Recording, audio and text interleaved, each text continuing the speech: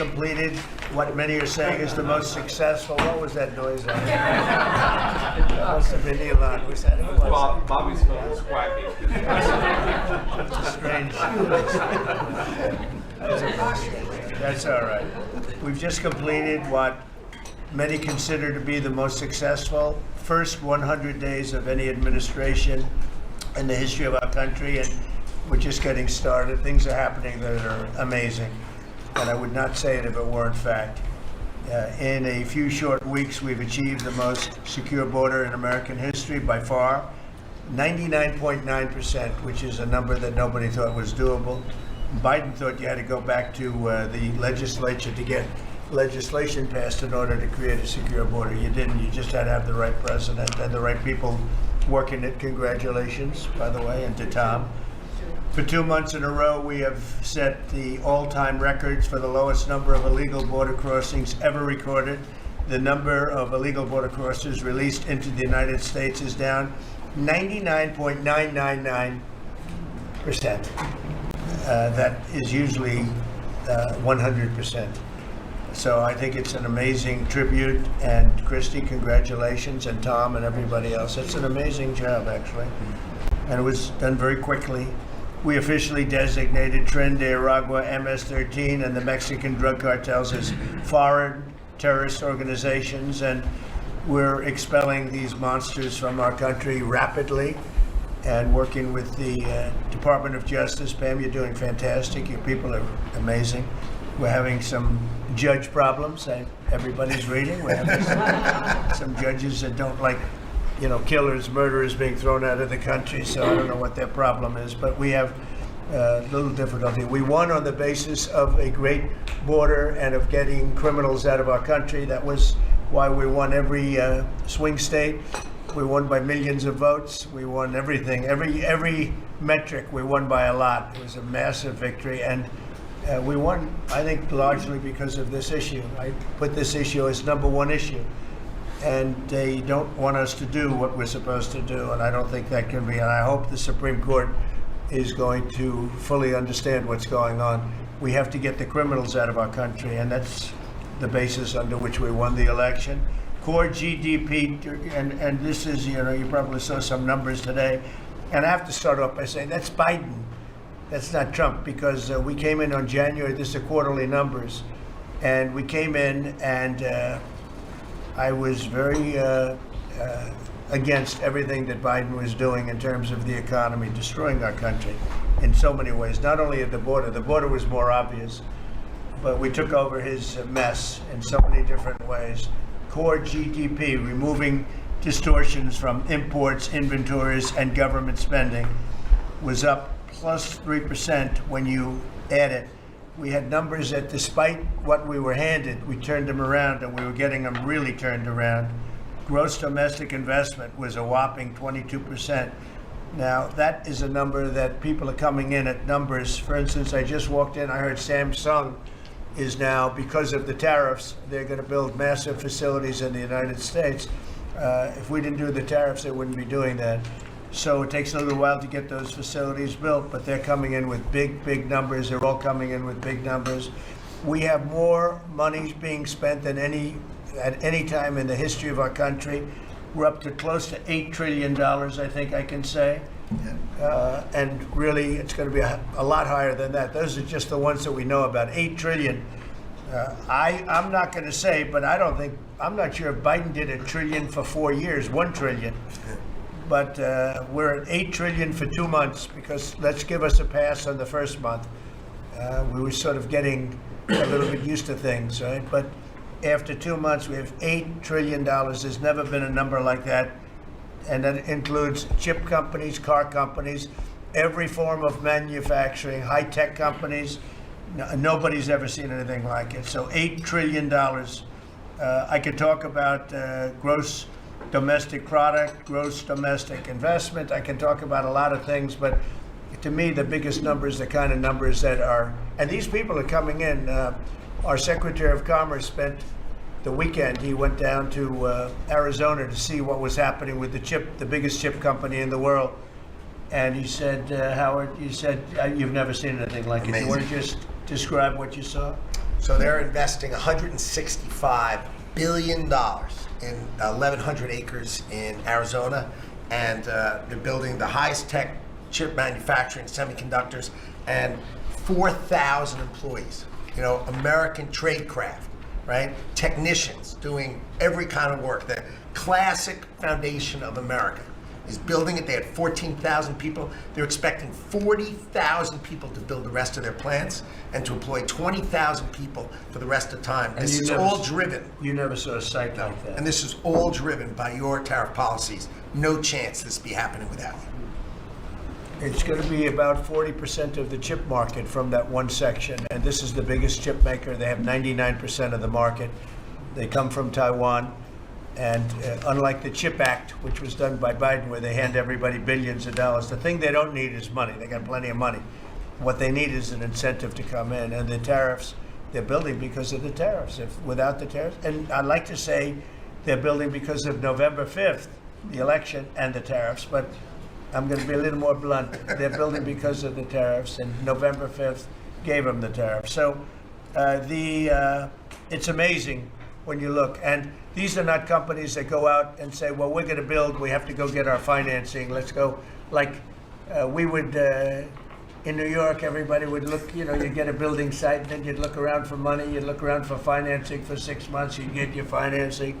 You'd build your building, the market would be good, you'd make money, the market would be bad, it wouldn't be so pretty, you'd have to negotiate, blah, blah, blah. This is different. These people have so much money, they don't know what to do. I asked Howard, did they finance it? No, they do it through cash. And they say that site, and they just started, they just announced it like a month ago, and they've already started. He said, I've never seen a site like it, so big. So, you're talking about essentially a $50 billion building. Now, if you build a warehouse for $50 million, that's a big warehouse, Scott. But a $50 billion building, that's a lot. They're building the electric, they've become a utility. And I've given them the right to become. They're going to build their own electric, they're going to build their own electricity, which they need tremendous amounts of electricity. They're going to build it themselves. Anything they have left over, they'll hook that into the grid. But the grid is old and they're unreliable and bad things can happen to grids. I said, if you want, you can hook into the grid, but that's a little bit risky. Or you can build your own electricity and become your own utility. And they, I think in all cases, are deciding to do that. So it's very exciting, and we have a lot of things going. We took over on January 20th. These are quarterly reports. We took over on January 20th. The tariffs haven't kicked in yet. I know that, and I don't want this to happen, but I know that China is doing very poorly right now. I just saw some reports coming out, and I don't want that to happen to China. I like the president a lot, President Xi. I don't want it to happen. I was actually saddened to hear it, but they are getting absolutely hammered in China. And, they're sending boats, the biggest boats in the world, carrying cargo like nobody's ever seen before. These are the biggest boats in the world, biggest cargo ships in the world. And they're coming and they're turning around in the Pacific Ocean. They're doing a big U-turn and going back because they don't want the goods, because 145% tariff. But at a certain point, I hope we're going to make a deal with China. We're talking to China, but their factories are closing all over China because we're not taking their product. We don't want their product unless they're going to be fair with us. And that includes intellectual property and other things. There are a lot of things far beyond just buy, sell.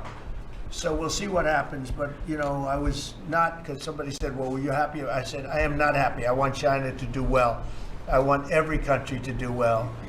But they have to treat us fairly also. So with that, I think we're going to maybe go around, and we have some letters where the secretaries and people around the table are making statements about how they're doing and what's happening. And I could start with Pete on the left, because he's my least controversial person at the table.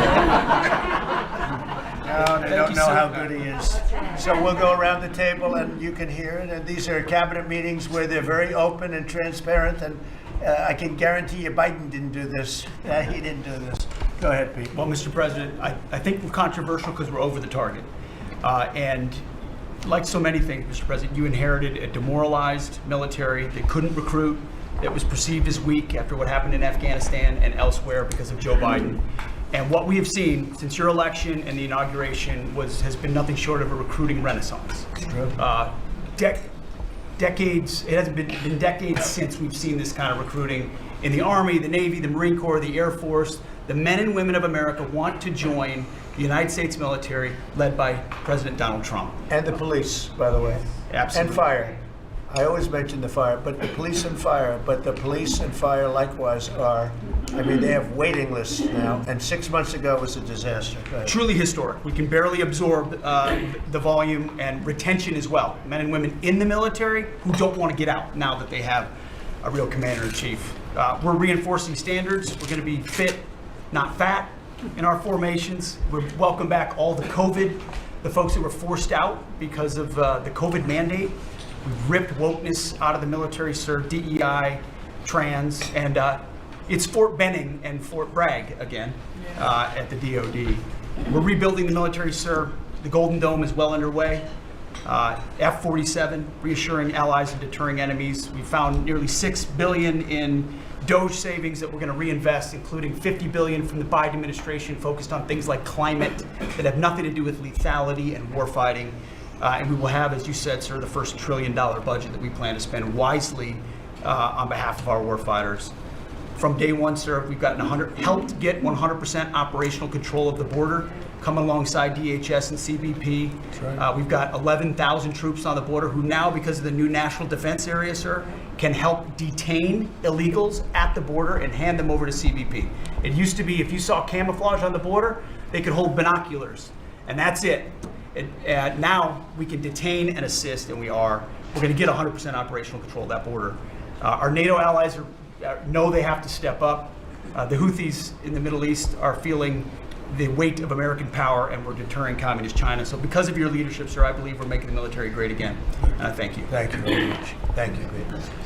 Howard? So I have the pleasure of running the Investment Accelerator, which gets to recruit these companies. And you've never seen anything like the companies committed to building in America.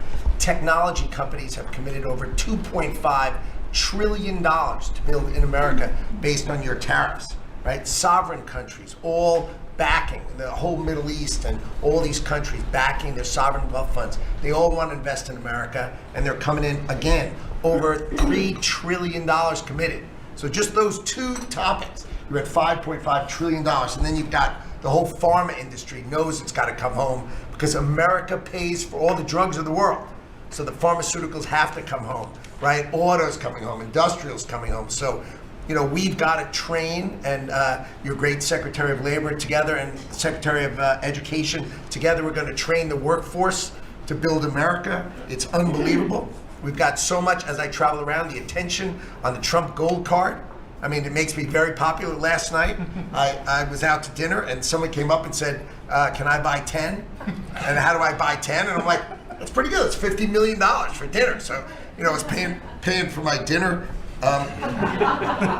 The External Revenue Service, right? You've got the tariffs and the hundreds and hundreds of billions of dollars coming in to build the External Revenue Service. That our objective, of course, is to replace the Internal Revenue Service and let those outside countries trading with us, let them pay their fair share to America.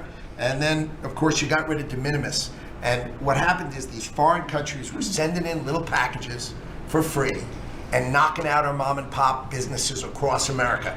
You put an end to it, and you're going to rebuild the mom and pop and the small business of America. You're their president, and I'm proud to support you. It's very important. De minimis. It's a big deal. It's a big scam going on against our country, against really small businesses, and we put an end to it. Mr. President, so CAFE standards, we have the fuel economy standards on vehicles that are going to go to 50 miles per gallon. We are going to rewrite those standards, bring it down to something that's far more reasonable.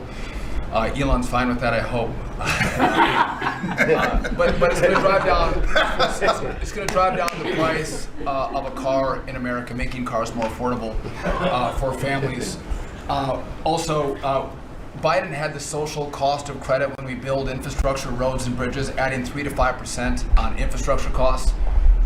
We've gotten rid of the social cost of carbon, driving down the cost to build roads and bridges across the country.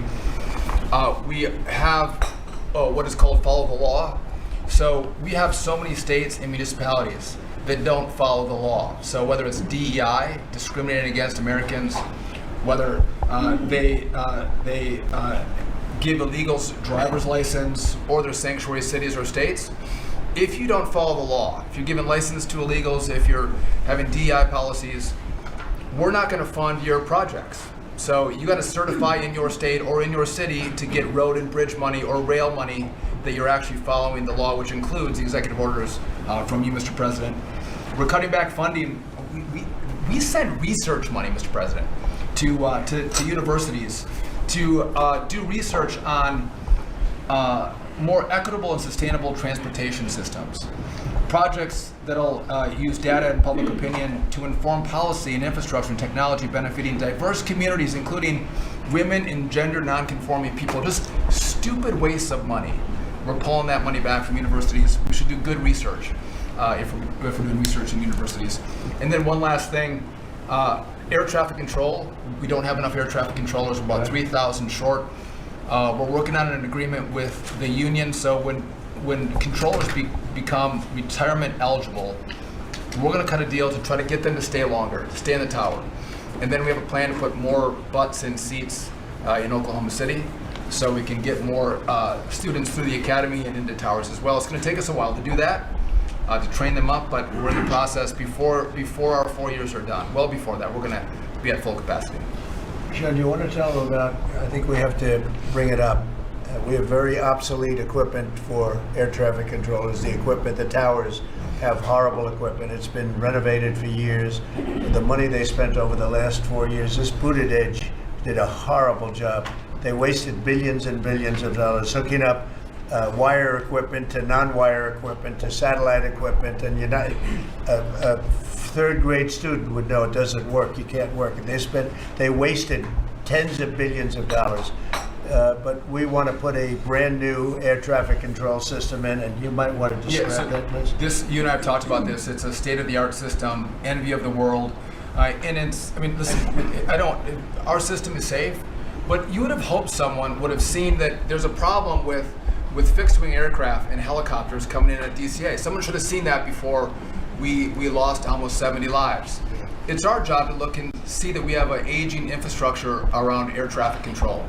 And so if we don't build a brand new system, there's going to be failures and people will lose their lives.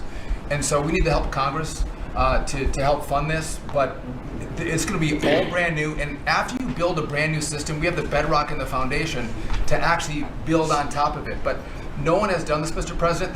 There's Band-Aid fixes that have happened over the course of 20 years. You can't have a Band-Aid fix. It doesn't get done. It has to be brand new. The technology, it looks like it's out of a 1980s movie. Old computers, floppy disks. We're using copper wires, not fiber. So there are great solutions we have available that, and by the way, everyone's sick of their delayed flights or their canceled flights. We have more capacity in the airspace. And if we build this brand new system, what you'll have is more efficiency in the airspace, and it will be safer. So the economy will be stronger. We can have more flights and less delays. So I appreciate your support on that, Mr. President. Rebuilding that is very important. You wouldn't have had the helicopter crashing into the plane at 400 feet up when it's supposed to be 200 feet. That would have, bells and whistles would have been gone over, and you would have heard the screaming equipment saying there's a problem coming up in 15 seconds. You got to do something about it right now. And it would have also sent the word right into the helicopter, because I guess you'll be doing the full report on that. But it was pretty obvious what happened. Right. And they were supposed to be at 200 feet. They were at 400 feet, and a terrible thing. And that wouldn't have happened if we had the right equipment. If we had the right equipment, you would have heard bells and whistles going off, and it would have alerted them long before that would have happened. 2 minutes before, it would have had a lot of time. So we have to do this. We have no choice, and we're going to do it. We're going to be very proud of it. They did old equipment in new equipment, and you can't hook in old equipment to new equipment because it's different. Some is satellite and some is ground. The satellite doesn't work. This man would know that better than anybody, but you can't hook up a satellite system to a ground wired system. And if you do, you're wasting a lot of money. They spent billions. This is Buttigieg. They spent billions and billions of dollars trying to patch a system together. They had hundreds of different contractors, and the contractors were all fighting with each other. We're going to have one great big contractor, like the Great Big Beautiful Bill, which is going along very well. I guess I like Great Big Beautiful, but we're going to have one Great Big Beautiful contractor, whether it's maybe Raytheon, maybe IBM, maybe it could be any one of 4 or 5 different groups, but you put one in charge. They're very big, very powerful monetarily, and they give you a guarantee, and they hook up everything. They do every single thing. So they're responsible for the digging of the ditches and the fiber and every single element. And it's one system that's hooked in. It's not all these hodgepodge systems that don't work together. And it's just a shame. I mean, it's basic construction, but it's complex stuff. And there are a few companies that do it unbelievably well, and we're going to have that. So good job, Sean. I know that's your big project. And Mr. President, no one has done it because it is complex. It's hard to do because as you're building a brand new system, you have planes taking off and landing, and so because it's complex, no one has done it, and you've given the directive and the support to make this happen. So well, thank ours is going to be an all-new system. It's going to all hook up. It's going to be the same tower is going to have the same equipment, and all towers all over the country, all over the world actually, mostly, are going to be hooked in together. And when there's a problem, when planes are too close, you will hear a sound that's very ear-shattering, and I've heard it, and it's amazing. I mean, honestly, it's amazing. It's real genius stuff, and we didn't do that. What we did was just waste money. You could have just thrown it right out the window. What they did in this last 4 years was disgraceful. Whether it was the border or this, you can name 100 different things. The worst administration ever. Okay. Thank you, Mr. President. Thank you. Mr. President. Secretary, thank you. Yeah, Mr. President, thank you. And I think one of the things that I want people to understand about the VA is we're part of the national security interest you have. And you've laid the groundwork for that. It's leadership in making sure that with the Secretary of Defense and myself, we take care of veterans on 2 ends. One when they come in and one when they serve and they've earned the benefits that we have. And one of the things is if we're not doing our job on our end, then the recruitment and all goes down on the other end because we have a full spectrum. That's what leadership is about. What we found, speaking in the last 4 years, is we found an administration that wanted to throw money and people at problems, but they didn't want to put leadership in. They just put money and people at it, and we saw wait times stay the same. We saw issues of suicide rates, death by suicide, not change. We saw a homelessness issue barely go down. We saw disability claims skyrocket. When you took place, over 250,000 back dislodged, which we're already bringing down almost 40,000 so far just in the last couple of months. But we've also put back what you, and I was in Congress when this happened, and I was glad to see it, the Mission Act is back front and center at the VA. We're actually doing community care. We're actually giving the veteran the choice that they've earned and they deserve, whether they can get their VA care inside our facilities or in the community. It's their choice. It's VA care. We're going to give them the highest quality care wherever they want to go.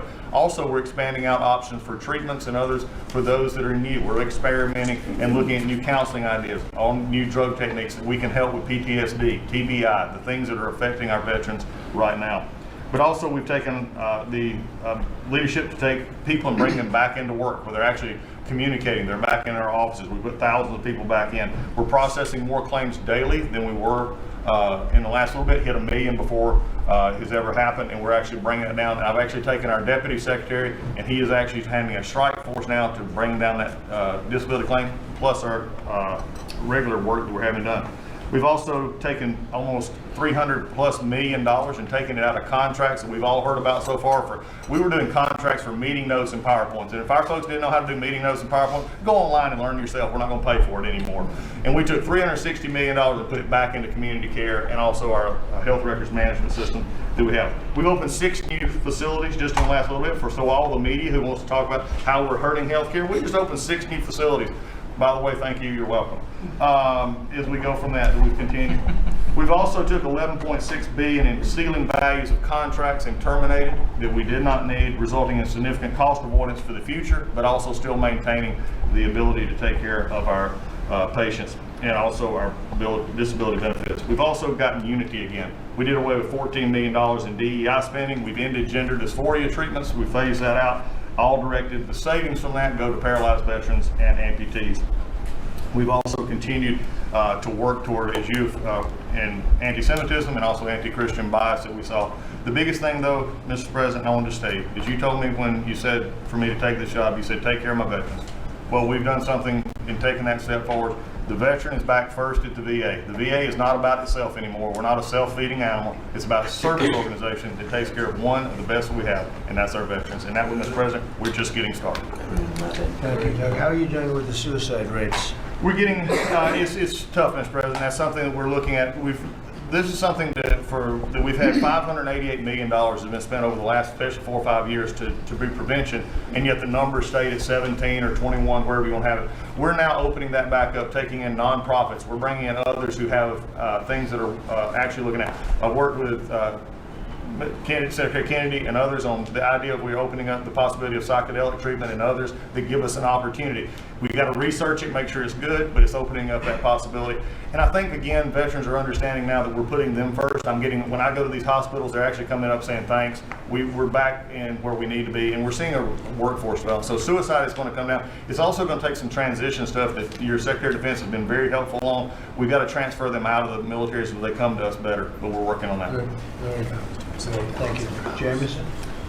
Mr. President, it may come as a surprise, but this has been the busiest 100 days in the history of the By the way, in history, you know, this is the biggest deal ever done. If you sold IBM, ExxonMobil, and 5 other companies together, it's peanuts compared to what we're doing. This is the biggest deal ever done financially in the history of the world. And I think we're doing great. You're going to see some big, big results. Go ahead. And I'll just say something that Secretary Duffy said in his context, because it's complex, no one has done it. So this is something, a reordering of global trade that hasn't happened since the end of World War II. And it's long overdue because we've seen manufacturing offshore under the old global trading system. When the net result of the global trading system is that all the manufacturing goes to Asia and other places, that's a system you have to replace, and that's what you're doing. They said you wouldn't be able to do global tariffs. We did it. They said everyone would retaliate. No one retaliated outside of China. They said no one would come to negotiate. We're talking to dozens of countries. They said no one would have offers. We have dozens of written offers. We have lots of countries in this week. This is like a break for me to come. You have the list. You have the list of with all the countries that want to negotiate. Sure. They all So want to this negotiate. They is, want to make a deal. don't zoom in on this. Yeah, this is like a tracker, right? We have all these columns of which countries have come in, when we started negotiations, who gave us an offer, are we in technical talks, and when do we expect to have deals done? Those are some weeks out, but we're working very quickly on this. Thank you. Thank you, Jameson. You're going to have a lot of fun for the next 3 weeks. Fun. It will be fun. Yep. Mr. President, the last 4 years, the world experienced a total lack of zero leadership under Biden, and then we've had 100 days of your leadership with respect, with strength, starting with there'll be all hell to pay if you don't let our people go. Dozens, over 40 Americans have come home under your leadership. Far more terrorists are no longer threatening the homeland under your leadership, pulling all of these agencies together, including the evil individual responsible for the Abbey Gate bombing, and to sit with the 13 Gold Star families, and you showing that follow-up and that justice has been incredible. But pulling this great team together, Mr. President, everything from revitalizing shipyards to cyber to space, that takes this entire team working together.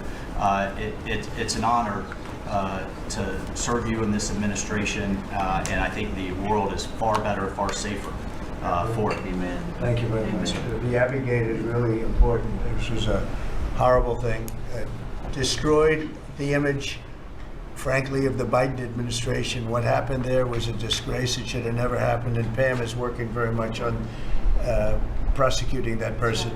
We have the person, and he'll do well. I have no doubt about it. Thank you very much, Michael. So the CIA, I don't know, Radcliffe, I don't know if he's going to say anything. He's probably the one person here that's not allowed to talk about the great job he's done, but go ahead anyway. Mr. President, as you know, at your direction, the CIA has deployed our unique covert action authorities in various places and continents to successfully advance your national security and foreign policy priorities, to advance peace, to end wars, to take terrorists off the battlefield, and to keep illicit drugs from coming into this country and harming Americans. Unfortunately, as much as I would love to detail your accomplishments in that regard, we can't do so in front of this crowd. But you and I both know, Mr. President, that you have had a profound positive impact on America's national security posture, and Americans are safer because of your leadership. What I can talk about publicly is, as has been mentioned, the CIA provided the intelligence that led to the apprehension of the Abbey Gate bomber, who is now being prosecuted by our great Attorney General and providing a measure of justice to those 13 families that suffered as a result of that disastrous Afghanistan withdrawal during the last administration. In addition, at your direction, Mr. President, the CIA has negotiated and secured the release of Americans like Mark Fogel and Ksenia Carolina, who have been wrongfully detained, sending the message that you will forget about no Americans that are being held in other places unfairly and unjustly. And finally, Mr. President, the CIA is being restructured at your direction to focus on our core mission and to eliminate the well-documented politicization that has taken place in the intelligence community from bad actors in the past, to focus on our core mission and to make America safe again. Thank you for the opportunity, Mr. President. Good job. You're doing a great job. Thank you very much. Russell? We're obviously involved in a number of budget bills that are moving, trying to make sure all of your priorities are reflected in the reconciliation.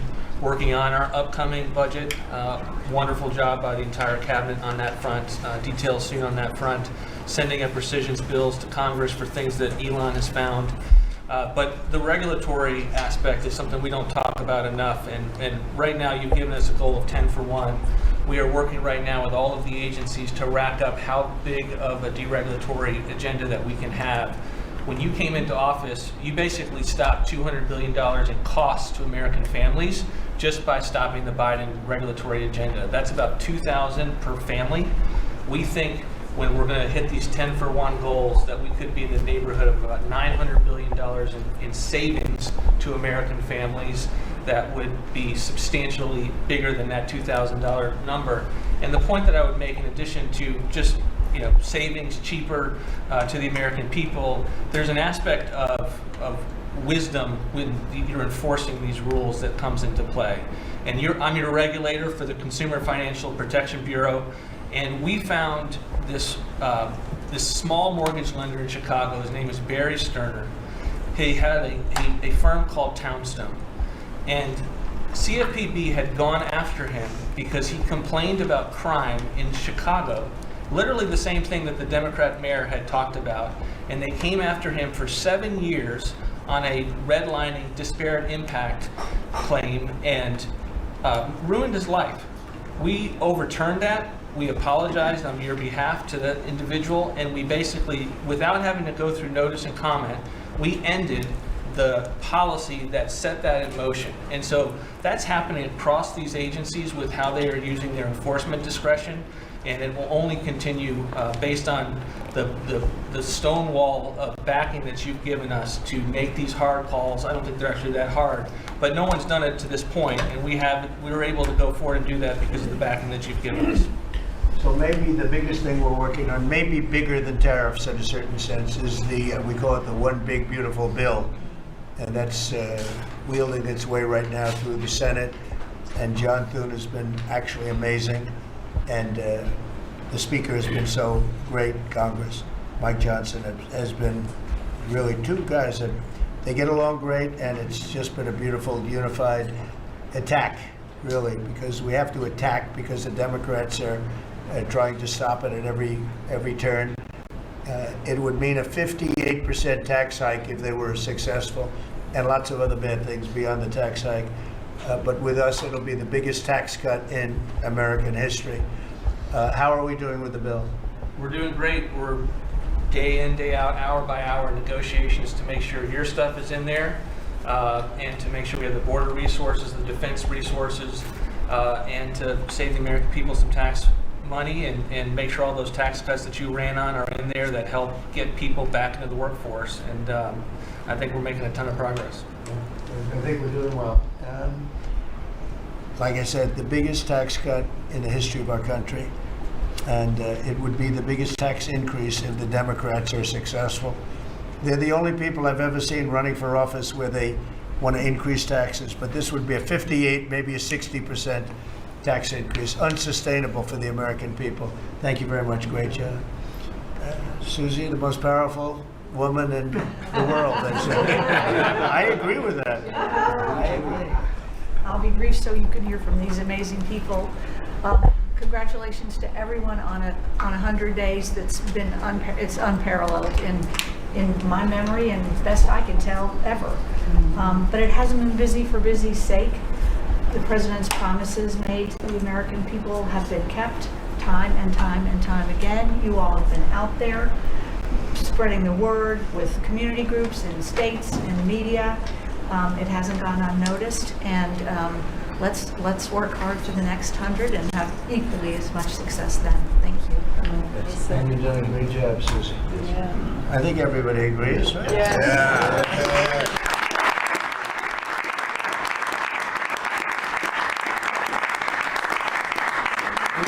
Do we have anybody that disagrees, please? In front of the media. In front of the media. Please raise your hand if you have the courage to do so. Anyway, go ahead. Yes, sir, Mr. President. Thank you. And you made it very clear that you wanted to put America first.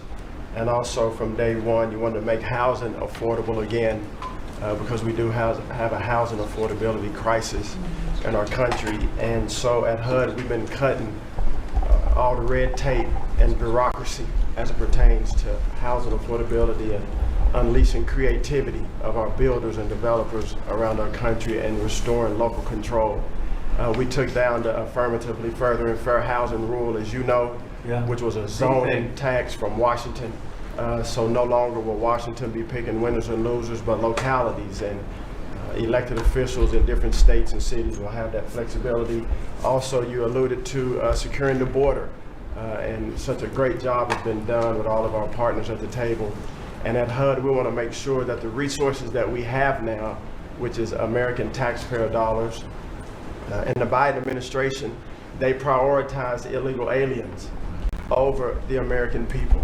And so we signed an MOU with Secretary Noem at DHS to make sure that HUD-funded housing only goes to American citizens and no longer will it go to illegal aliens coming across our border. We have about 9 million people living in subsidized housing in our country. 59% of illegal alien families use some sort of welfare program costing us $42 billion a year.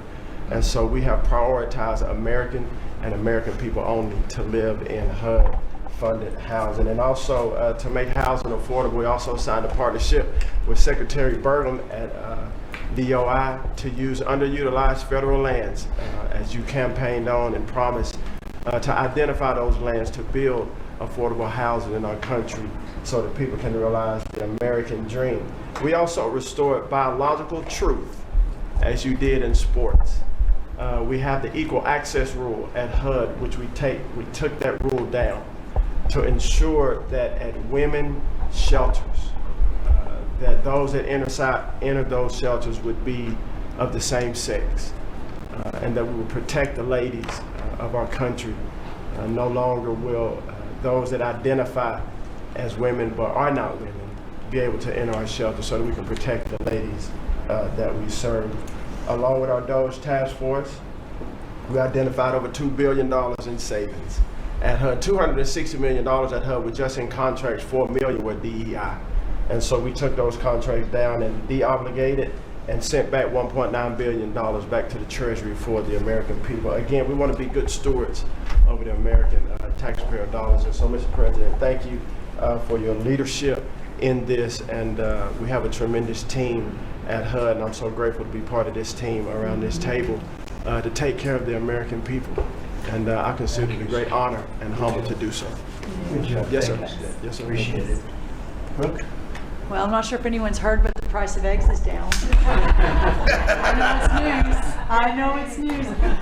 Listen, sir, today on as we celebrate the 100th day, I think that it's just such a joy and an honor to continue to do this work, so thank you for that.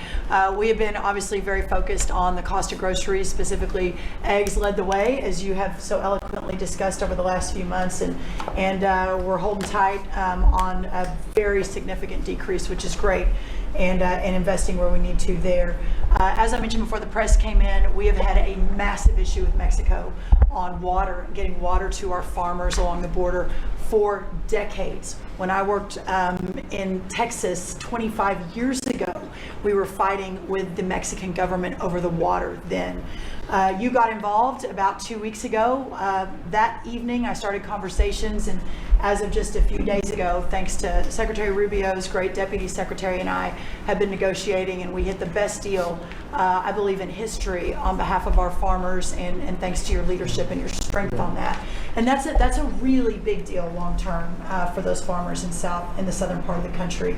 On the energy side, I know we've got Secretary Burgum and his partner, Secretary Wright, but we often forget that agriculture has a major piece of the energy dominance agenda, not just timber, not just minerals, but biofuels. So we continue to support that great leadership coming from those agencies and doing hopefully our part as well, and they've been incredible in that. Our farmers have been hurting.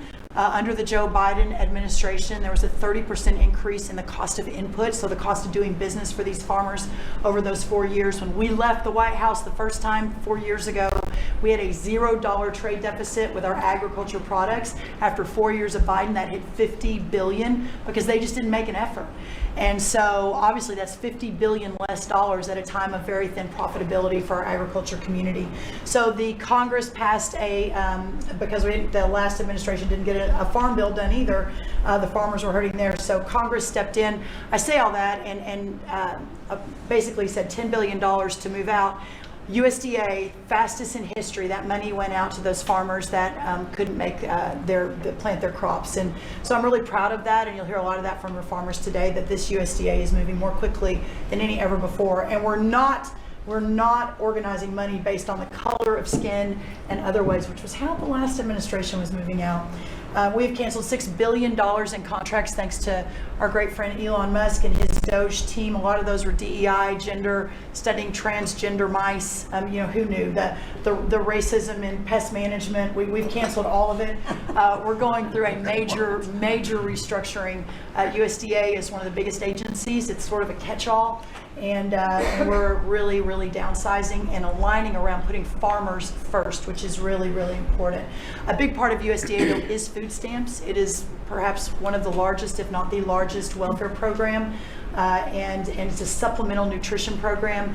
Secretary Kennedy and I have been working very closely. We were in Texas yesterday talking about nutrition and agriculture. You can't make America healthy again without your farmers and your ranchers as your partner. So ensuring that our food stamp program and those at the bottom end of the socioeconomic ladder really have access to nutritious foods as we're facing an obesity crisis and a chronic disease crisis, which I'm sure Secretary Kennedy will touch on.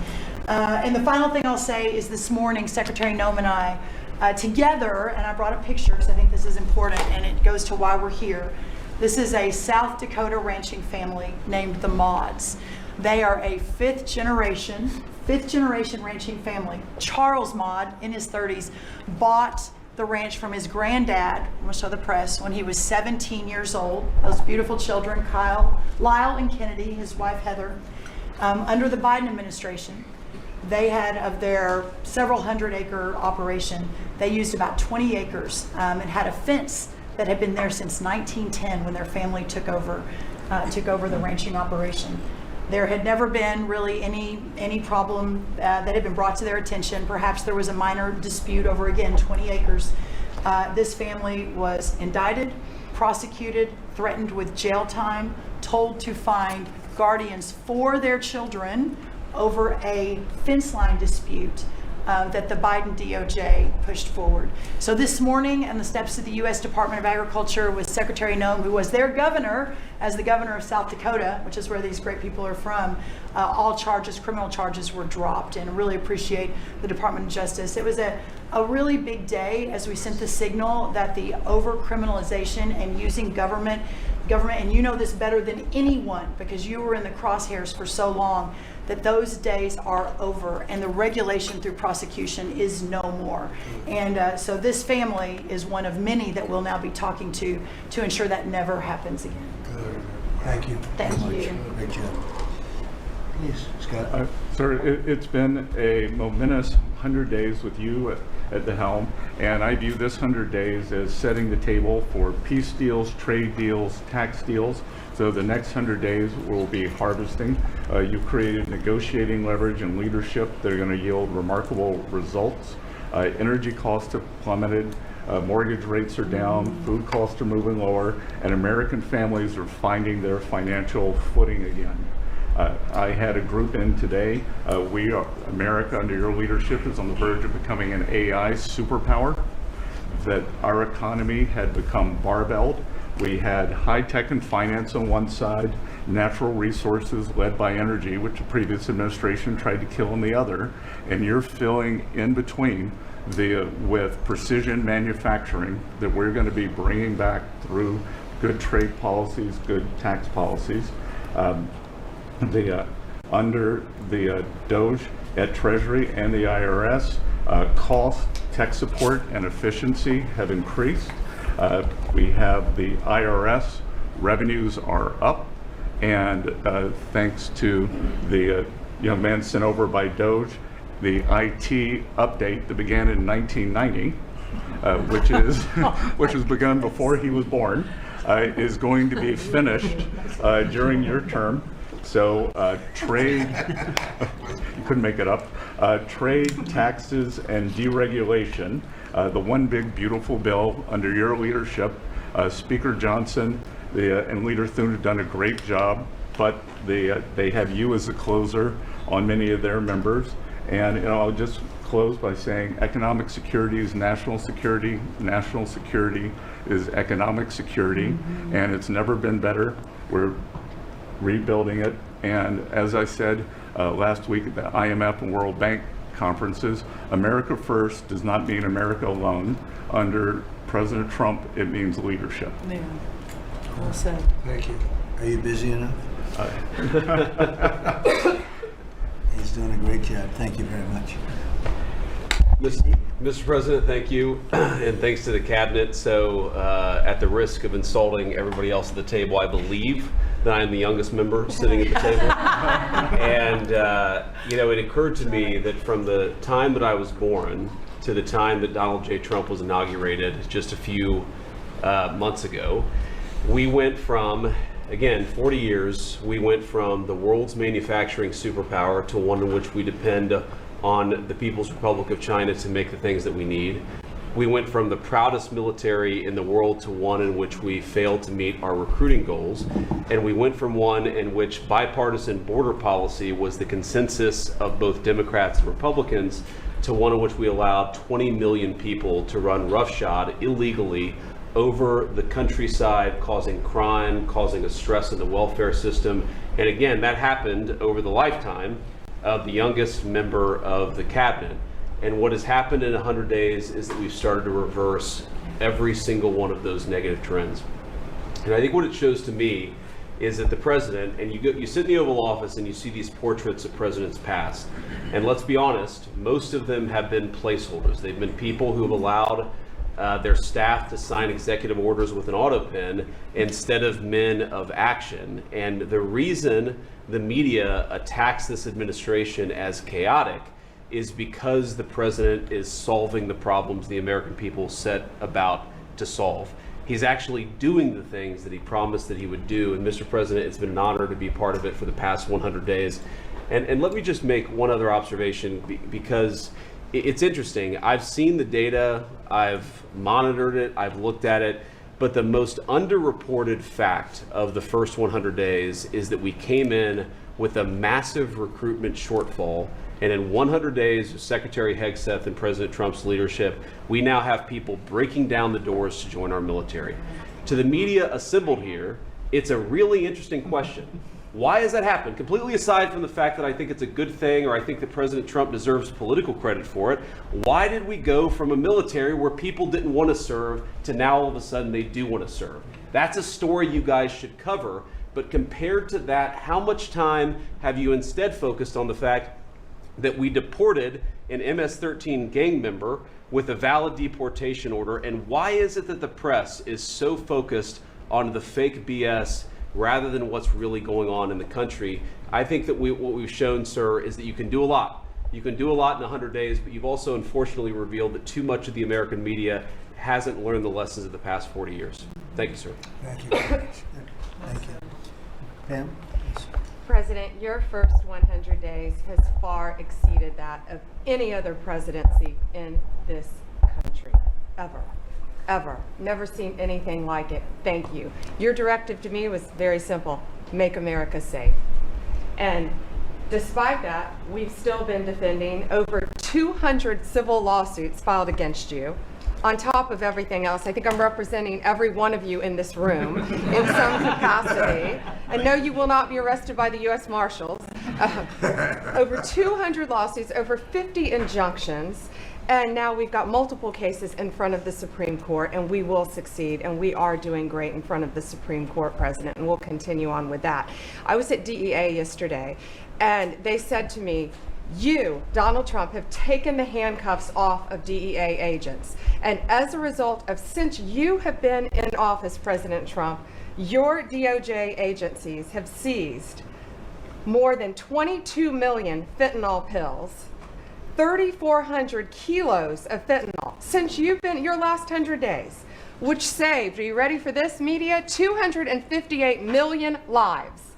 Kids are dying every day because they're taking this junk laced with something else. They don't know what they're taking. They think they're buying a Tylenol or an Adderall and a Xanax, and it's laced with fentanyl, and they're dropping dead, and no longer because of you, what you've done.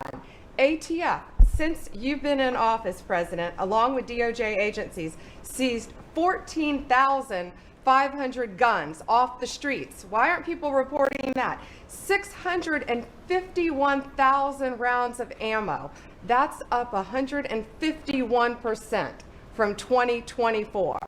That's keeping America safe. We've rescinded death penalty. We are now seeking the death penalty on cases. I'm signing death warrants. We are going after terrorism. We are going after arsonists.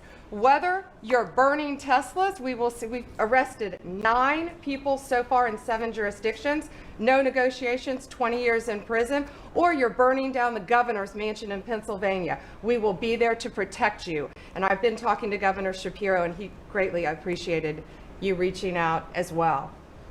ISIS terrorist. We got one in New York, right around the corner. We got an ISIS terrorist in New York. We have an October 7th task force. We just broke up a huge human trafficking ring by the Sinaloa cartel. 1,000 pounds of methamphetamine on our streets. Ton of fentanyl, 20,000 Molly pills. Those are the drug of choice among at clubs and bars for young kids. They were fake, but you know what they had in them? Fentanyl. That's 20,000 lives saved because of you right there. We brought back 29 cartel members from Mexico at your direction, and one killed the Kiki Camareno, a DEA agent, in 1985, and many of us got to talk to his widow and his son, who is now a judge.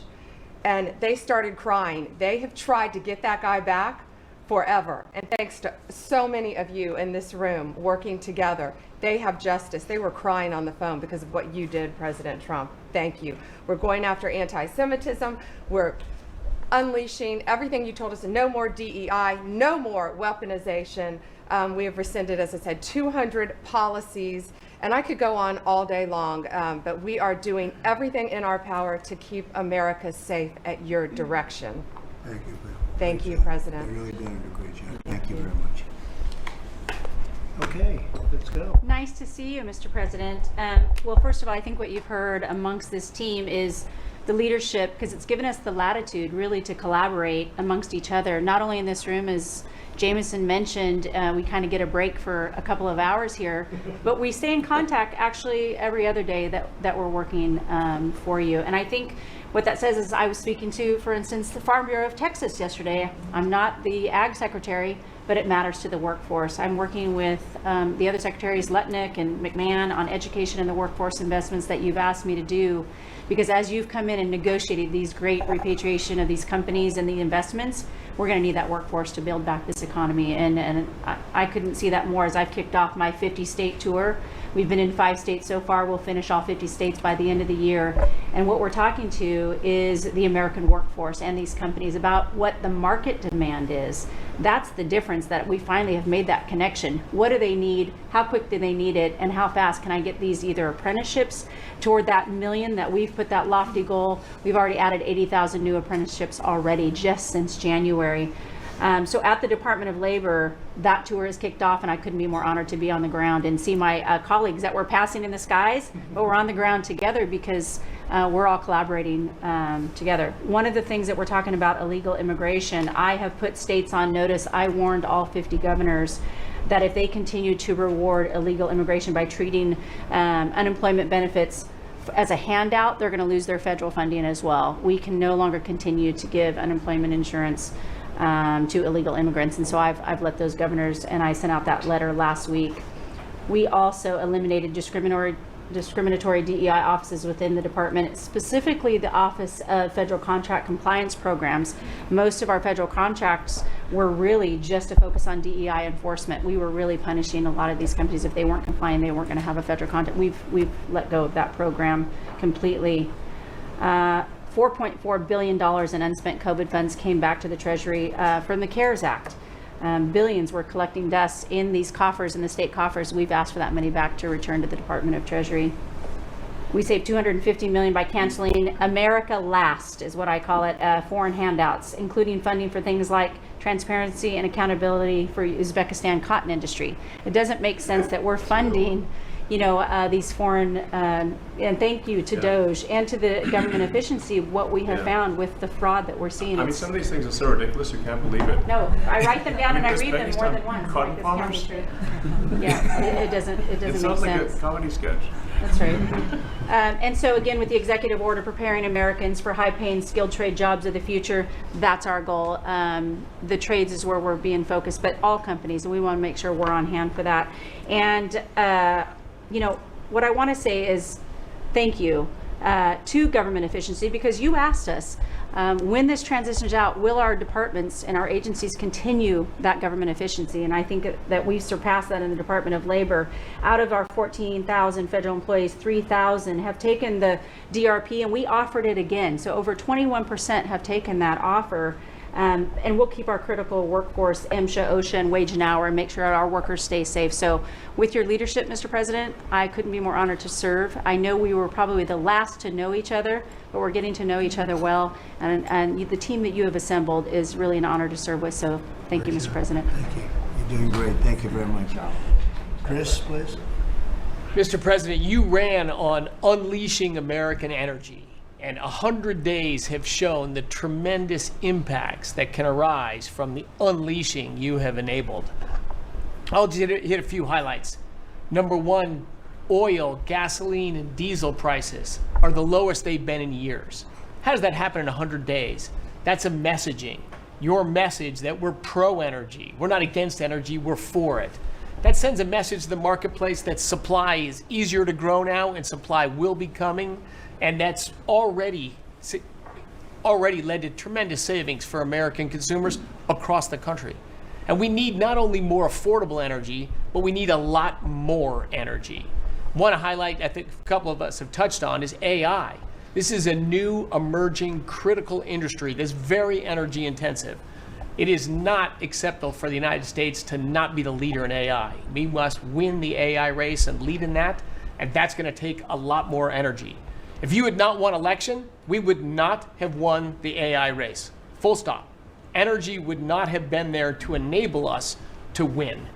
Reshoring of manufacturing. These trillions of dollars you led off with, it's going to come back to our country to make chips, to make steel, to make automobiles, to make artificial intelligence, to make all of these industries we've outsourced That's only going to be possible with way more American energy. But we have that energy. We have those resources. We have those businesses. We have those capitalists. We just need to stop standing in the way of them and follow the lead you've set, which is to enable them, not to subsidize them, not to help them, to enable them to invest American money and create American jobs here.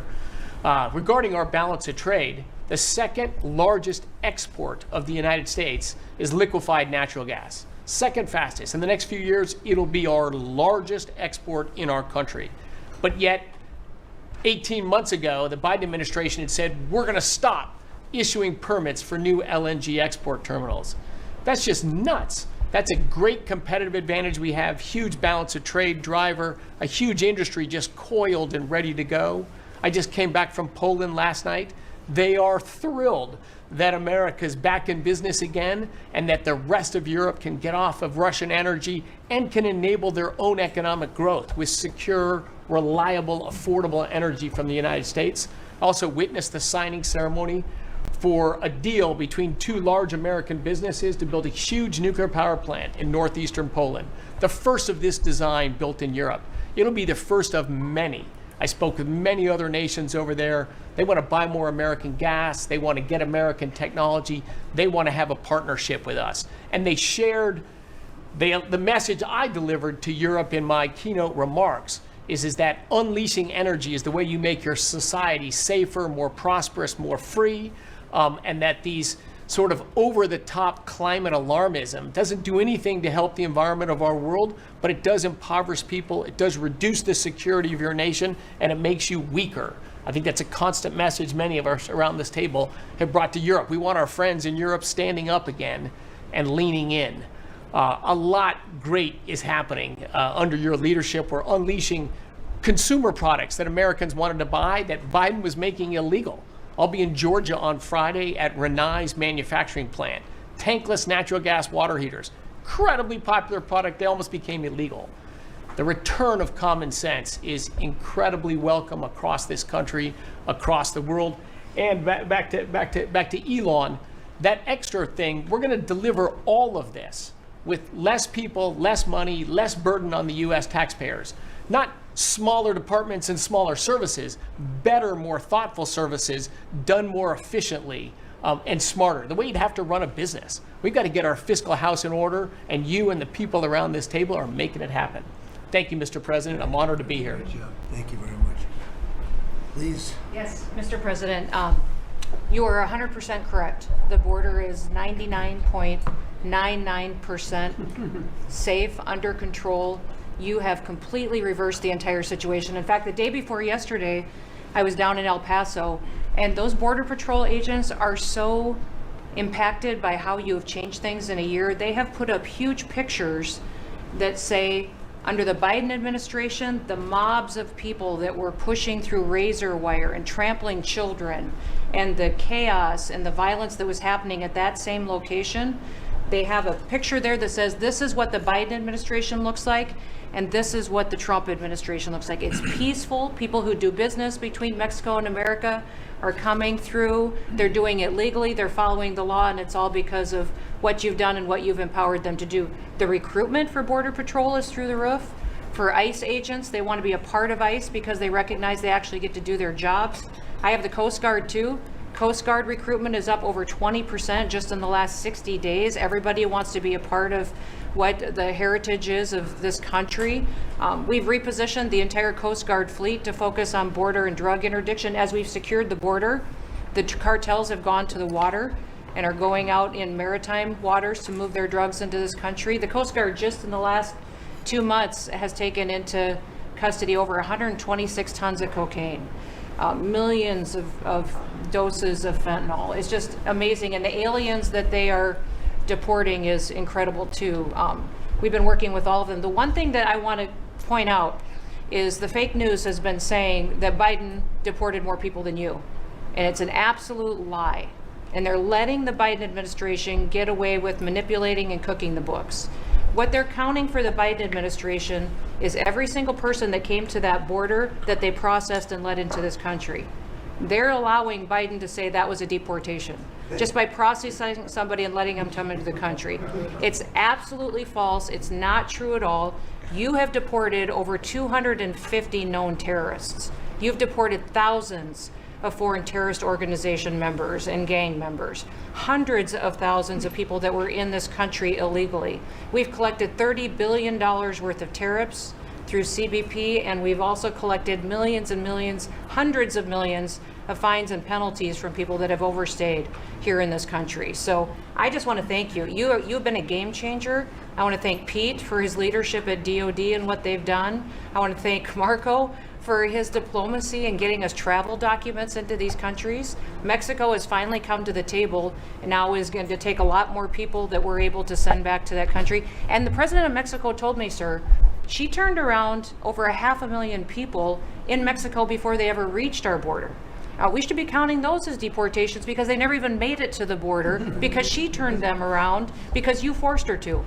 So those are all people that never even came here because they got the message because you were so aggressive. So thank you for what you're doing, and every day we get up and do jobs that matter, and we appreciate that. Tom is doing a great job. Oh yeah, Tom's a great messenger for us. He just, yeah, he's hardcore. Yeah, thank you. He is hardcore. Yeah, he is. No question about it. Kelly? Mr. President, it's such an honor to serve in this administration on behalf of Main Street America for our 34 million small businesses that make up 99% of all businesses in this great nation. I have to tell you, under your leadership, Main Street is open for business again. They're thriving and they're investing. And the data that we have at the Small Business Administration, the loans that we're putting out, a record 26,000 loans in your first 100 days means that 2,000 small businesses each week are receiving that funding, that investment in the future. Small businesses create 2 out of every 3 new jobs in this country, and we've already seen under your leadership the jobs economy is back, manufacturing jobs are back. We've seen a 38% increase in manufacturing loans. We put out 1,500 manufacturing loans in your first 100 days. We saw startups increase by 54%, and we saw businesses under 5 people increase by 95%. So your leadership on the economy matters to every region of this great nation. I'll tell you on the manufacturing front, I'm out on a national manufacturing tour. We've met with 250 manufacturers, and as I walk through the factory floors, they all ask me to thank you for fighting for their jobs, for these industries, and for the people who are creating things from pharmaceuticals to aerospace, to food, and all these essentials that this nation needs to be independent and strong. And to that end, I'm working with Congress. We'll be announcing tomorrow an upsizing of our manufacturing loans to make sure that that economic engine, because 98% of all manufacturers are small businesses. It's incredible to walk through these factories that are really creating what you had in your first administration, the blue collar boom. It's now a new collar boom because it's the intersection of technology and manufacturing and what they can create for our war fighters, for our aerospace, for pharmaceuticals with less than 300 to 500 employees, sometimes 100 employees. I was at a factory in Georgia on Monday that is creating machines to help with the Iron Dome in Israel, less than 50 employees. This is the engine of our economy. It's the heartbeat of our communities. It's the small businesses that helped elect you because they needed your economic agenda. So thank you, Mr. President. It's such an honor, and congratulations on an epic 100 days. I do have to thank Elon. I do want to note, we just cut $3 billion in contracts because of Doge's work.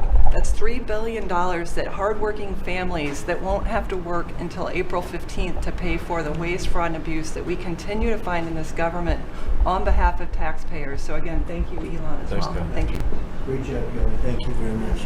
Elon, I love the double hat, by the way. Yeah, thank you. He's the only one that can do that. You don't get away with it. Well, Mr. President, you know, they say I wear a lot of hats. And as you can see, it's true. Even my hat has a hat.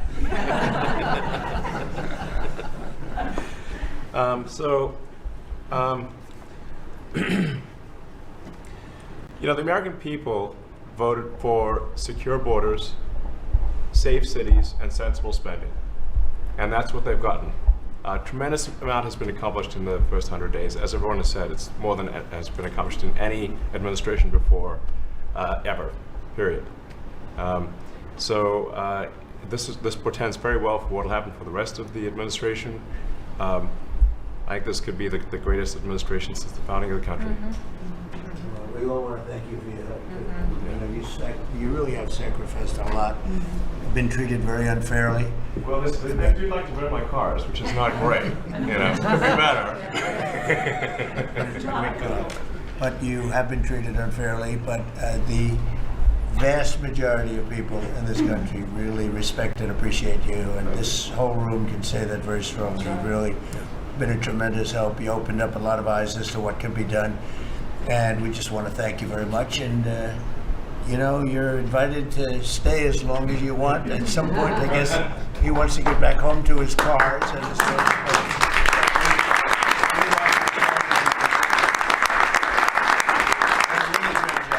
He's done an incredible job. $150 billion. Think of this. Yeah.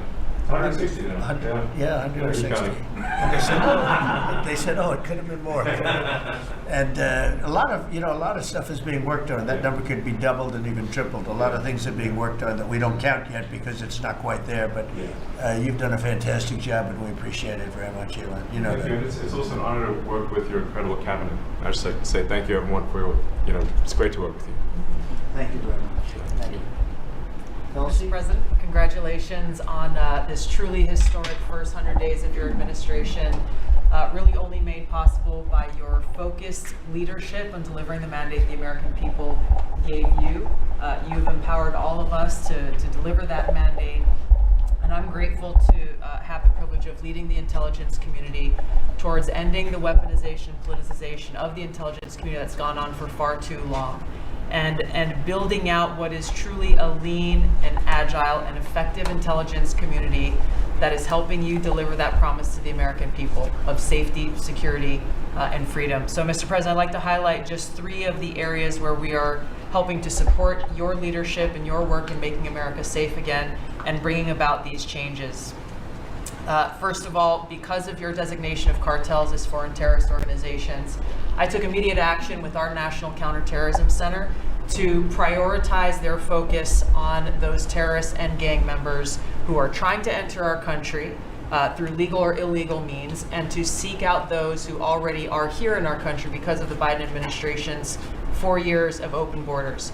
We've been working very closely with your great Attorney General's team at the DEA to get these known cartels into our systems, to be able to stop them at the border, and turning over names to Department of Homeland Security and the FBI to be able to find those who are already here in our country. Just the other day, we found 700 alien terrorists who have ties to MS-13, Tren de Aragua, and the Sinaloa cartel. Just yesterday, our NCTC identified almost 600 individuals with ties to other terrorists who came through our borders illegally, claimed asylum, and under the Biden administration were paroled here within our borders. Secondly, Mr. President, like too many organizations in the federal government, the ODNI has become very bloated with too much waste and abuse going on within the organization. We've done a few immediate steps. We are doing more. The ODNI is 25% smaller and more lean today than it was when I walked in the door and when you took office. Secondly, we have just this morning actually shut down a human capital office. As soon as you issued the executive order to stop all DEI activities, we did that, shut down the DEI office, but we discovered this human capital office that was essentially a slush fund for DEI initiatives, hidden under the guise of human capital, that closed down this morning, saving taxpayers $150 million. We'll soon be announcing an additional $2.6 billion in savings with other programs and contracts that do nothing to ensure our national security interests. And lastly, we're working every day to hold the deep state accountable, to end the politicization, weaponization of the intelligence community. This past week, I sent 3 criminal referrals for illegal and unauthorized leaks to the media of classified intelligence for prosecution. We have 11 more that are under investigation. We've revoked, at your direction, 67 security clearances, and we continue the work of declassifying documents, as we have already around the JFK assassination. We have more coming for the assassination of Bobby's father, Senator Kennedy, and MLK assassination. And we continue our extensive investigations around exposing the very serious issues we have related to election integrity, illegal abuses of FISA, Crossfire Hurricane, and others. Mr. President, under your leadership, we are working every day to bring about that transparency and accountability that the American people deserve. So thank you for the opportunity. Great job. Thank you very much. Lee? Mr. President, at the Biden EPA, the Green New Deal was raging. At the Biden EPA, we saw billions of tax dollars burning. At the Biden EPA, we saw industries suffocating. But at the Trump EPA, the Green New Deal is dead. At the Trump EPA, we know that we can both protect the environment and grow the economy. I have 13 pages of accomplishments from our first 100 days in here, and in it, part of it is 100 environmental accomplishments at the Trump EPA. You don't have to take my word for it. We released it to the media this morning. Every single day that President Trump is in this office, there will be a major environmental accomplishment every single day of the Trump administration. At the Trump EPA, we're also launching what is the largest deregulatory action in the history of the country. We're going to be giving our director of the OMB a whole lot of work because we inherited a big mess from the Biden EPA. And working with Elon and Doge, I've canceled now $22 billion worth of grants. Now today is a special day for many reasons. The biggest reason why we're here is that this is the 100th day of the most consequential, historic first 100 days in the history of this country. Today, while we're here, the House of Representatives is voting on Congressional Review Act bills, considering the EPA waivers that were given to California's tailpipe emissions, where California set their own standards. But there should be one national standard, and right now, Congress, on the House side, is going to be voting on that today. On a personal note, while this is a bit outside of the EPA jurisdiction, today is my last day serving the United States Army. And I first signed up towards the end of the 90s. And I've had a chance to see a lot of national security teams over the course of the last 27 years. There has never been a national security team ever assembled that had the backs of our warriors like this national security team right now. And we have never had a president so deeply committed towards ending foreign wars instead of starting new ones. There's a reason, Mr. Vice President, why everyone is racing to join our Department of Defense. We have a Secretary of Defense who, with all due respect to our great president, would probably rather be swimming with Navy SEALs right now, be running somewhere in the Middle East with our service members. And from our Secretary of Defense to our Secretary of State, our Vice President, and more. I just want to say thank you as a veteran of our military for assembling what is the greatest national security team that I have ever seen in my 27 years associated with the United States Army. Has Pete signed off on his retirement leave? Welcome to the VA. Maybe.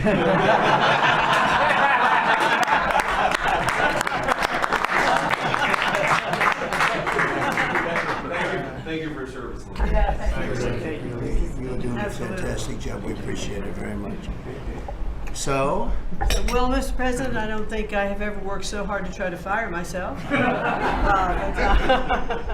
But we're certainly making great strides in that. We've reduced the folks over at the Department of Education by about 50% now through our RIF program, and so we've closed a lot of the district offices, consolidated, so there are a lot fewer people working a lot more efficiently in the Department of Education.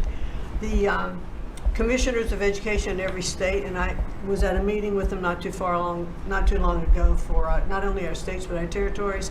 They are thrilled with the opportunity now to be able to have more control over the education in their states, to get rid of a lot of the red tape and regulation that's kept them from doing what they're doing. So we're seeing, I think, great improvements. We'll see test scores, I believe. It'll take a bit for them to be able to go up, but I think now that they're going to have the opportunity to put in their own programs, we'll see that grow.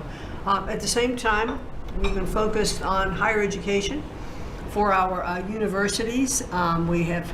We've returned proper enforcement of Title IX protections to schools. We have stopped funding to Columbia, for instance, and some other schools for not only Title IX but Title VI infractions.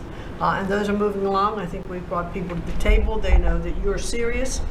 You meant what you said. They're going to make changes. They're making their campuses safer again. Anti-Semitism was just out of control in many of our universities. And so some tried to, in fact, Harvard is sued and they're saying that it's, First Amendment infraction. No, this is civil rights, safety on our campuses for our young students, who are there. And with Pam's help and the task force that we formed with HHS, with GSA, with other agencies, we're going to make sure that our campuses are safe. And so there's a lot of good work going on.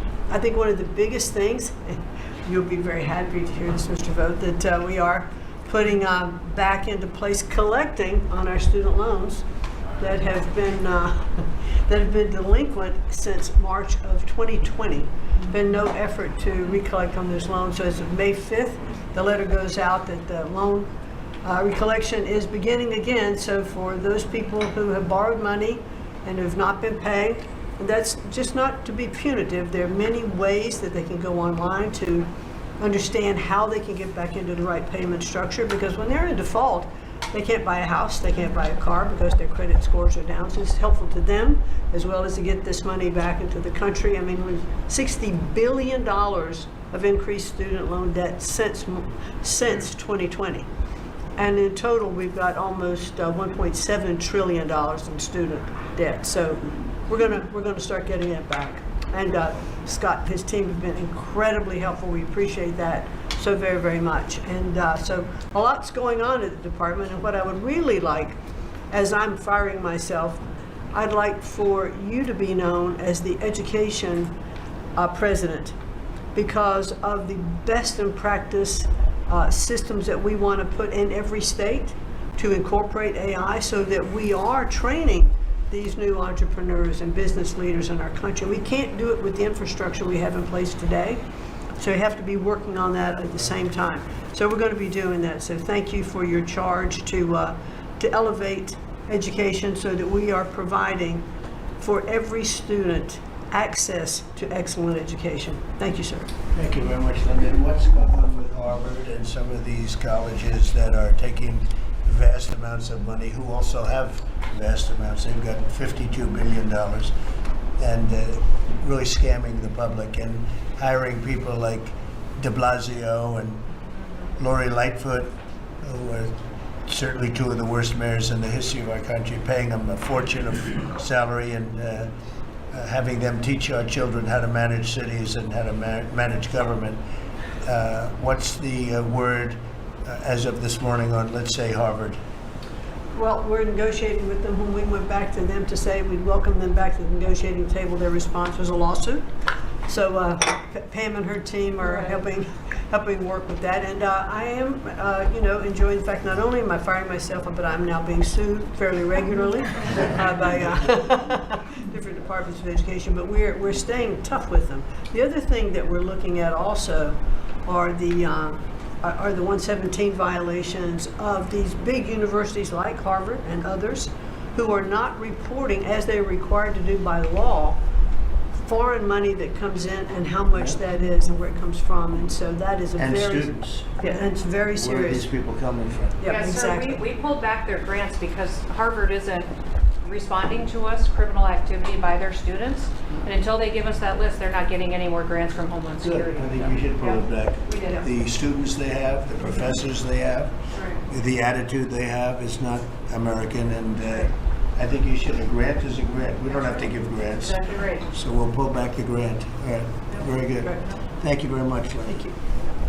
Bobby? Mr. President, thank you for your extraordinary leadership over the past 100 days. We are already making America healthy again. We announced last week the ban on the 9 petroleum-based synthetic dyes, food dyes. within 2 years, within 2 months, we're going to ban the worst 2 of them. I am working with Secretary Rollins on dietary guidelines, the dietary guidelines that the President Biden's administration gave us. 453 pages. They're basically unreadable. And they are the product of the same kind of politicized science that drove Fruit Loops to the top of the food pyramid. And we're going to do real science, gold standard science. We're going to develop we have till December to do it. We are working very, very fast together. We're going to get it done by the end of the summer in time to drive change, major dramatic changes in the school food, school lunch programs over the next school year. I'm working also with Secretary Rollins on the SNAP program and to get sodas and candy off of the food stamp program. 10% of food stamps go to SNAP.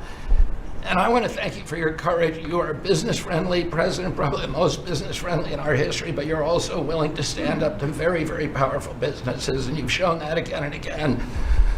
Secretary Rollins had the soda industry come and knock on her door very much, very loudly, and they said to her, well, the SNAP program is not supposed to be about nutrition. She pointed out to them that there is no nutrition in a soda.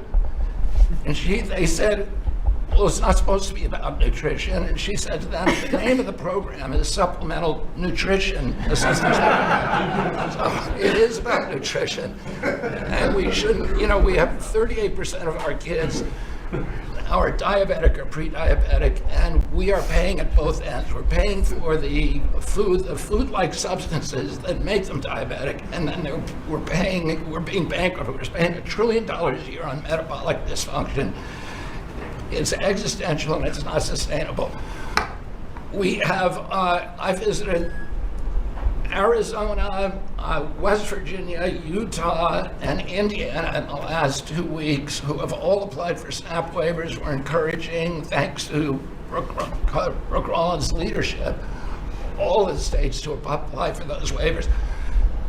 I also visited Utah, which is the first state to ban supplemental fluoride. Florida yesterday passed a bill to ban supplemental fluoride. I'm confident Governor DeSantis is going to sign that.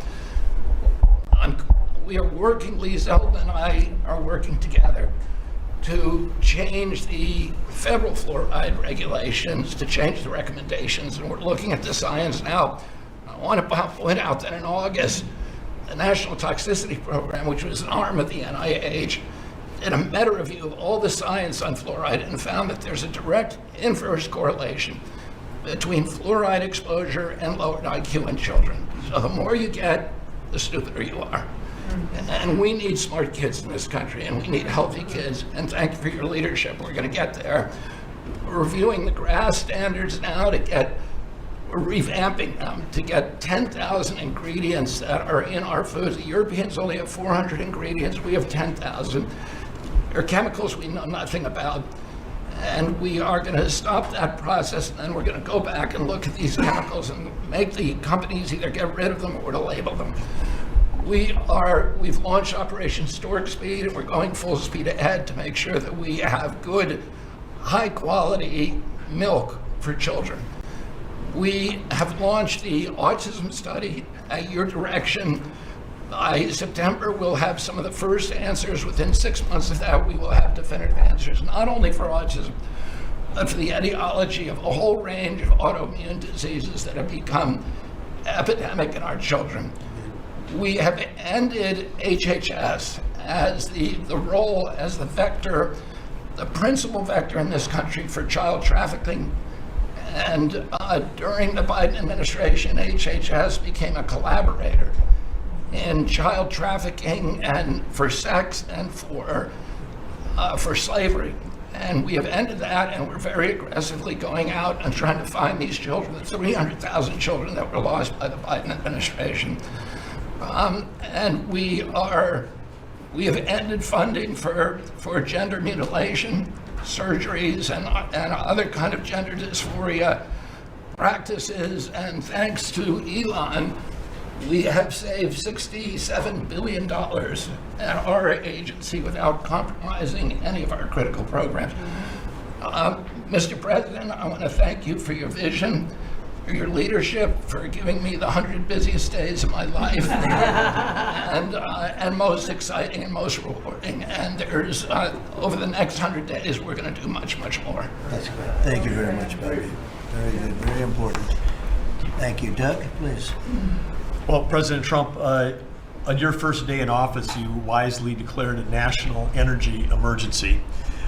And this was essential because it was the signal that we're going to go 180 degrees from the disastrous and dangerous Biden policies that were based on a climate ideology that was the root cause of the inflation in this country. It was the root cause of wars abroad. It was the root cause of our manufacturing disappearing from our country.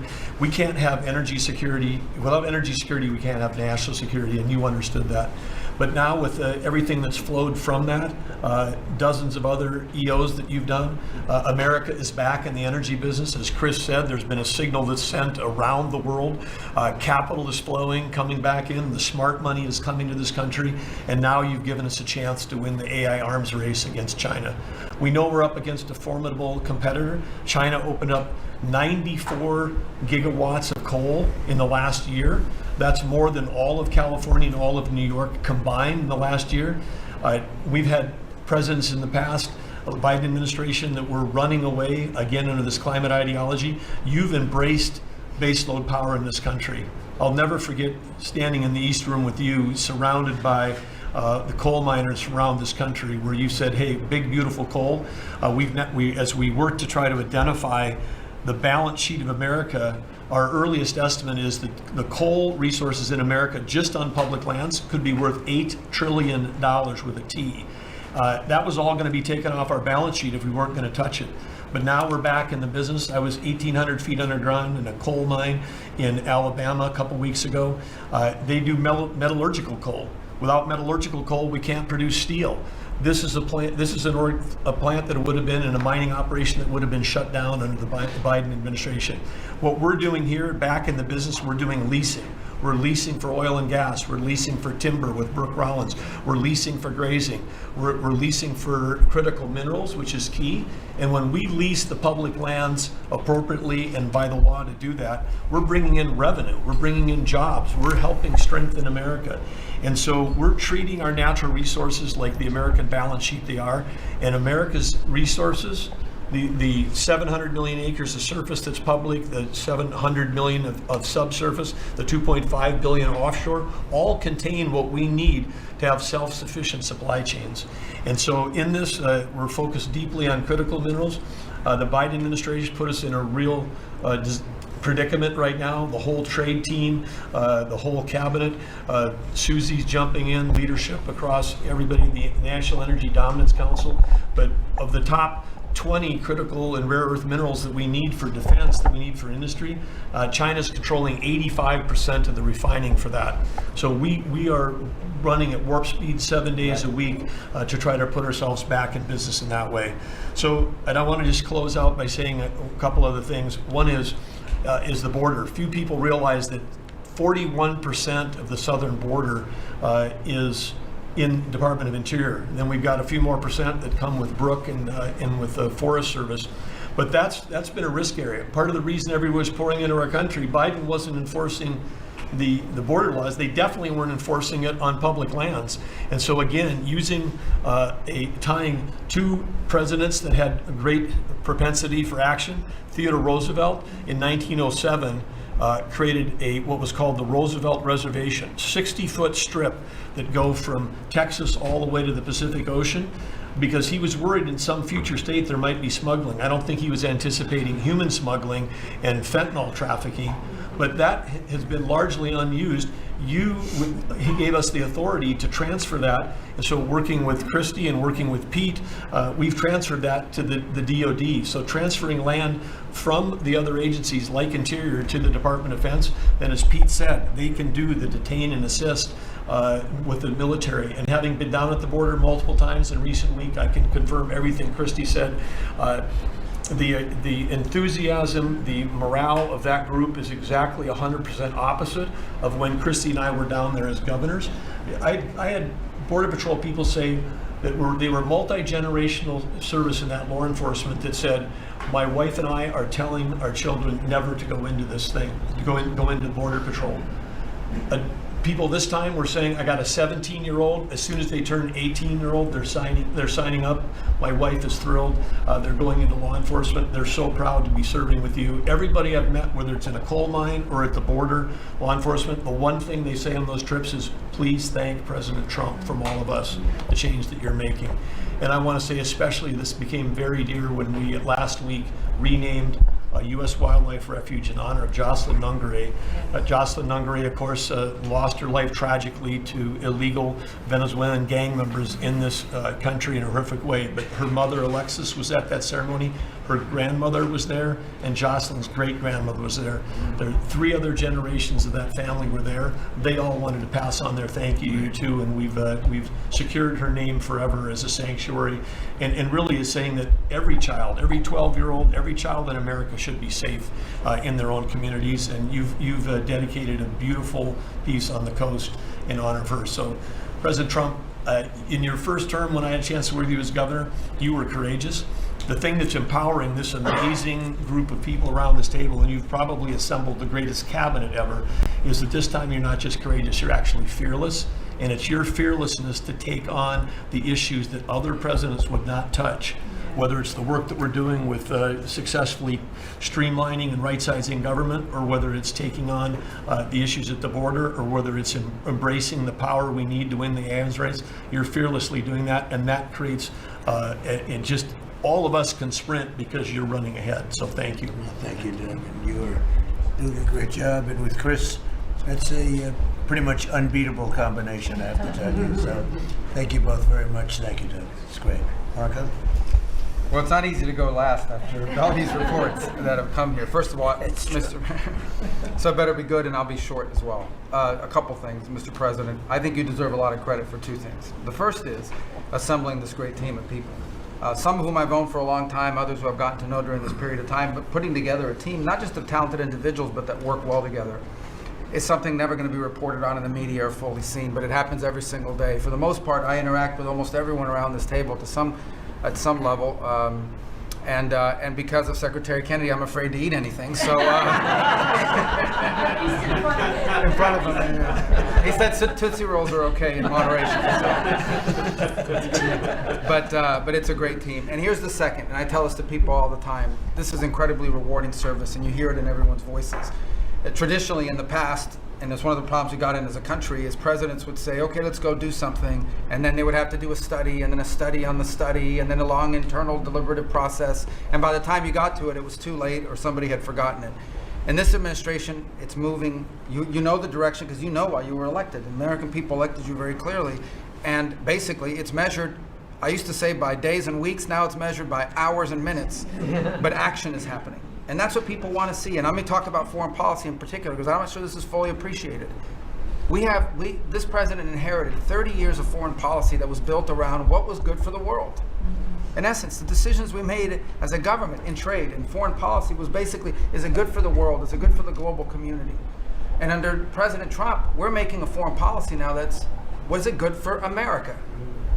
I was appointed by you and confirmed by the Senate to be the head of the United States Department of State.